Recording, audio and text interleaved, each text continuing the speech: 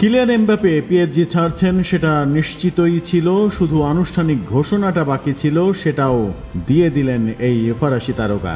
সামাজিক যোগাযোগ মাধ্যমে পোস্ট করা এক ভিডিওতে এমবাপে এবার নিশ্চিত করলেন এটিই ছিল পিএসজির তার শেষ মৌসুম। রোববার তুলুজের বিপক্ষে ম্যাচটি হবে পিএসজির জার্সিতে তার সর্বশেষ ম্যাচ। এমবাপে বলেছেন, আমি আপনাদেরকে জানাতে চাই পিএসজির হয়ে এটিই ছিল আমার শেষ মৌসুম। আমি আর মেয়াদ বাড়াচ্ছি না। এই যাত্রা আসছে কয়েক সপ্তাহে শেষ হতে যাচ্ছে। রোববার পার্ক দে প্রিন্সেসে আমার শেষ ম্যাচ খেলবো পিএসজির হয়ে। 2017 সালে মোনাকো ছেড়ে পিএসজিতে নাম লিখিয়েছিলেন এমবাপে। তারপর এবার বিশ্বজয়ী এই ফরোয়ার্ড তার প্রিয় ক্লাব ছেড়ে দিচ্ছেন। গোল করা এবং করানোয় ক্রমে নিজের ভান্ডার সমৃদ্ধ করেছেন পিএসজির এই ফরওয়ার্ড এমবাপে। পিএসজির হয়ে সব মিলিয়ে 306 ম্যাচে 255 গোল করেছেন এমবাপে।